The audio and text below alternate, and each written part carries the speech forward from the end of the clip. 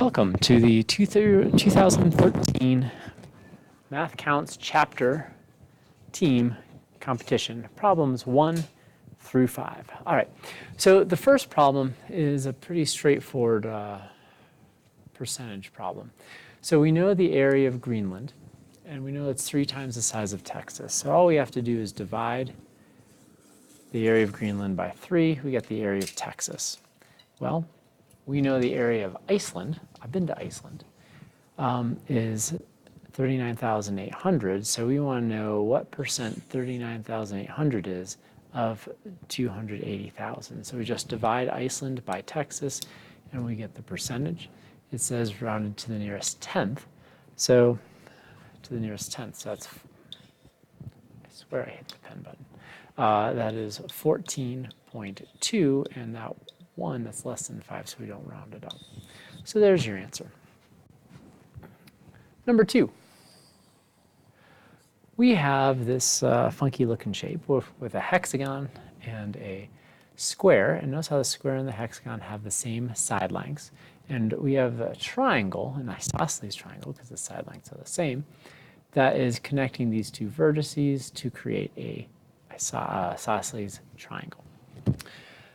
We want to know the sum of angles 1 and 2 combined. Well, the first thing we need to do is we need to find the angle of this hexagon, because we know that a square has a right angle, that's 90 degrees. And we know the equation 180 times the number of sides minus 2 will give me the total number of degrees in the hexagon. So a hexagon has 6, 6 minus 2 is 4, so we got 4 times 180, which is 720. And so then there are a total of 720 degrees in the inside of a hexagon. There are 6 angles divided by 6, and so I get 120 degrees here. So we know this is 120, we know this is 90, so 90 plus 120 is 210. A circle has 180 degrees in it, so, sorry, 180, that's a triangle. 360, thank you. And I will subtract this, and I will get a grand total of 150, which means, since the triangle has 180 degrees, the remaining part of the triangle will be 30 degrees. So that's the sum of these two angles. Incidentally, both these angles are 15, and so this would just be 30 degrees. 15 plus 15 is 30. A field trip costs $9,000 for the bus. Plus, dude, let me tell you, buses are not cheap. How much do you pay for buses? So DPS is paying like $800 to $900 for the one charter bus for the for sports after school. How much do we pay for our after school bus? That is a little bit different. I think the district does the busing after school. All right, I don't know. That's not my gig. So plus $120 per student. Each student pays $375. How many students must go on the trip? So the total amount paid is equal to the total cost of the trip. So we have the cost of the trip, which is 9,000 plus 125 times the number of students. Well, we also know, so this is the expenses.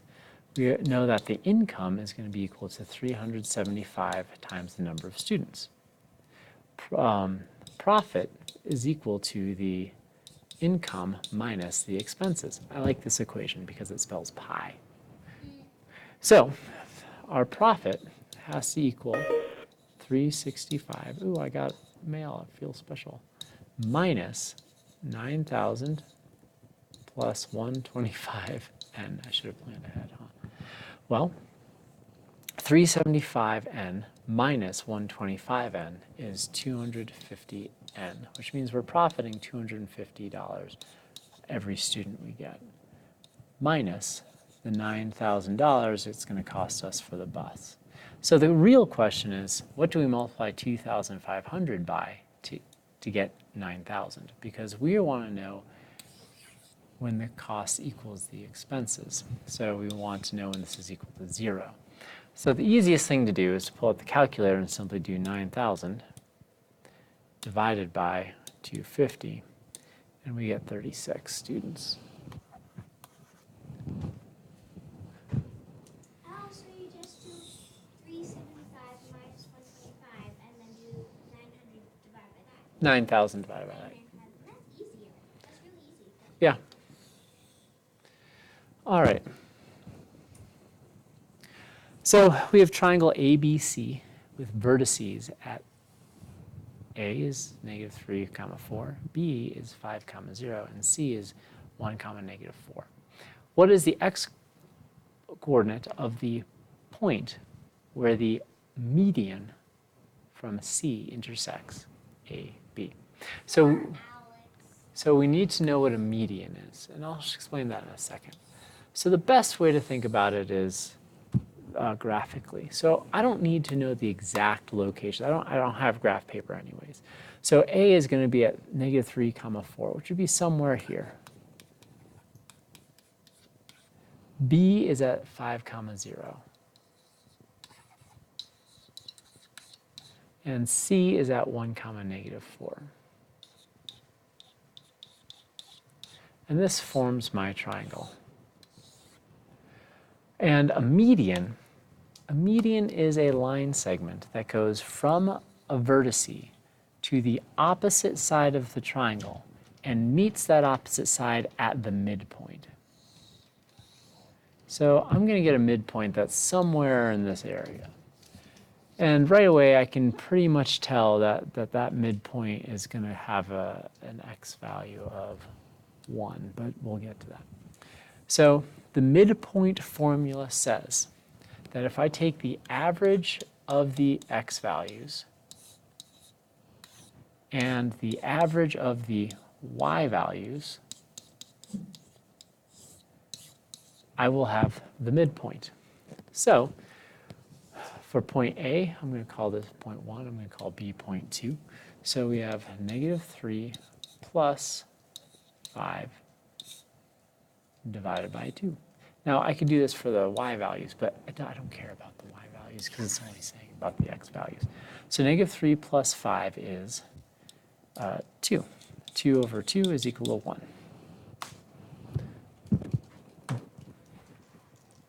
All right, so the first 4 problems on this page, they go pretty smoothly. Number 5 is the first one that starts to get a little bit tricky. Yeah, you too. So here's how I did it. I will admit to a little guess and check here.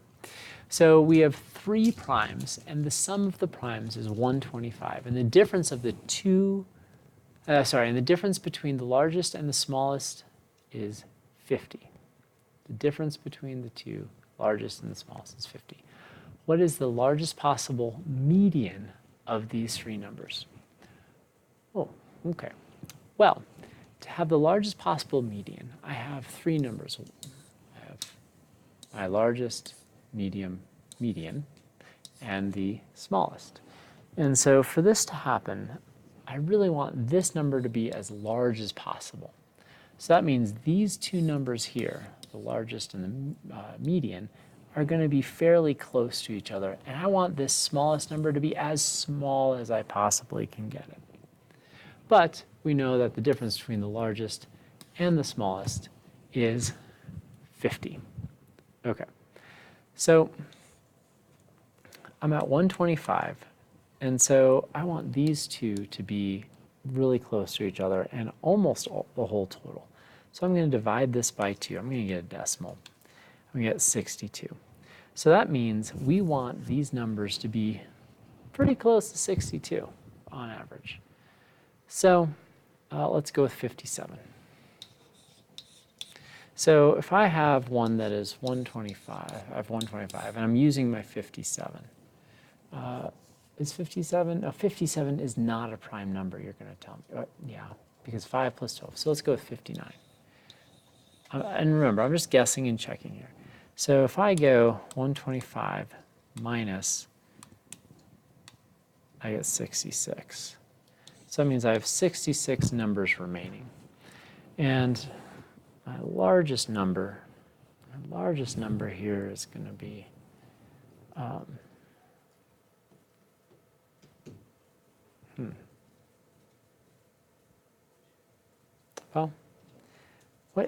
how are we going to do this? So so at this point, we have 66 remaining, and that actually might not be the right one.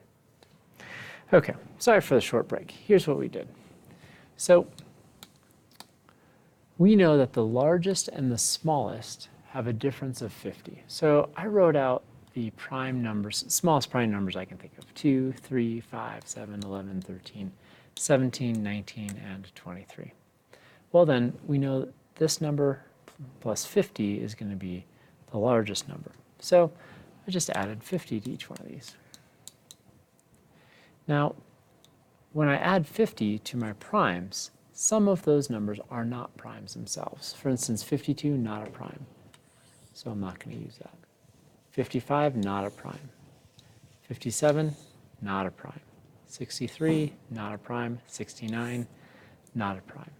So then, let's do 125 minus 57 minus 3. I got 69. Well, 69 is not a prime, and it's larger than 53, so that can't work. My next one, 61 minus 11, well, that's 72. 125 minus 72 is 53. 53 is a prime, and these two numbers are 50 apart. Therefore, my solution is 53.